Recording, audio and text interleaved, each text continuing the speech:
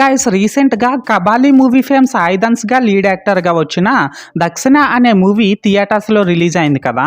అయితే నేను ఆ మూవీని రీసెంట్‌గా చూడడం అయితే జరిగింది. సో, ఈ వీడియోలో మనం ఏంటంటే అసలు ఆ మూవీ ఎలా ఉంది, ఏంటి అనేది డిస్కస్ చేద్దాం. ఓకేనా? Let's go! అయితే ఇక్కడ ఫస్ట్ ఆఫ్ ఆల్ ఈ మూవీలో స్టోరీ లైన్ ఏంటి అనే విషయానికి వచ్చినట్లయితే గైస్, ధన్సిక ఏసీపీగా డ్యూటీ చేస్తున్న వైజాగ్ సిటీలో ఒక సైకో కిల్లర్ ఏమో కంటిన్యూగా కొంతమంది అమ్మాయిల్ని కిడ్నాప్ చేసేసి వాళ్ళని చంపేసి వాళ్ళ బాడీస్ నుంచి తలల్ని సపరేట్ చేసేస్తూ ఉంటాడనమాట. అయితే ఇక్కడ ఏంటనేసి అంటే అసలు ఆ మర్డర్స్ చేస్తున్న సైకో కిల్లర్ ఎవరు అండ్ ఎందుకు తను అలా చేస్తున్నాడు అండ్ అంతేకాకుండా ఆ సైకో కిల్లర్ వల్ల ధన్సికకి వచ్చిన ప్రాబ్లమ్స్ ఏంటి, ఇలాంటివన్నీ కూడా మనమైతే మూవీలో చూడాల్సి ఉంటుందన్నమాట. సో మొత్తానికి అర్థమైంది కదా స్టోరీ లైన్ ఏంటి అనేది.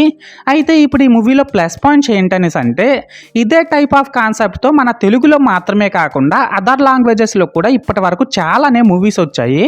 బట్ ఇందులో స్పెషాలిటీ ఏంటనేసి అంటే ఆ సైకో కిల్లర్ని ధన్సిక పర్సనల్ లైఫ్తో లింక్ చేయడం అనేది చాలా ఫ్రెష్గా అనిపించింది.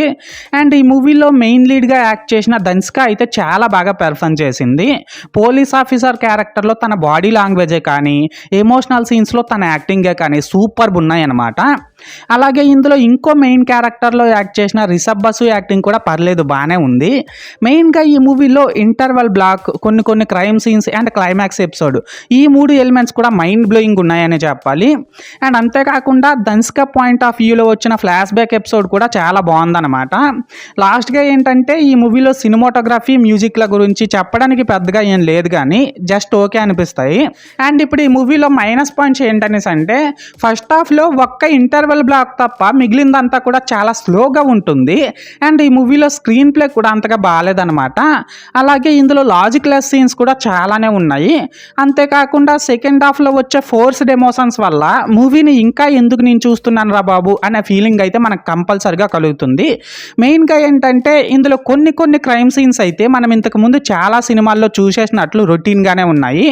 లాస్ట్గా ఏంటంటే ఈ మూవీలో ఉన్న క్రైమ్ సీన్స్ బాగా వైలెంట్గా ఉండడం అండ్ హీరోయిన్ ధన్సిక వేసుకునే డ్రెస్సెస్ అనేవి బాగా ఎక్స్పోజింగ్గా ఉండడం వల్ల ఈ మూవీని ఫ్యామిలీతో చూడడం కూడా కొద్దిగా కష్టమనే చెప్పాలి.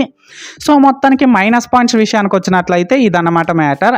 అయితే ఇక్కడ ఓవరాల్గా ఏంటంటే గైస్, ఈ మూవీ గురించి చెప్పాలనేసి అంటే టైంపాస్ కోసం అయితే ఈ మూవీని ఒకసారి చూసేయచ్చు. అండ్ నేను ఈ మూవీకి 5కి 2.25 రేటింగ్ ఇస్తున్నా. సో మీరు కూడా ఒకవేళ ఈ మూవీని ముందే చూస్తుంటే మీకేమనిపించిందో అది కామెంట్ సెక్షన్లో చెప్పేయండి. అండ్ అంతేకాకుండా మీరు ఈ మూవీకి ఎంత రేటింగ్ ఇస్తారో అది కూడా కామెంట్ సెక్షన్లో చెప్పేయండి. ఓకేనా? This is Lokesh signing out. జై హింద్.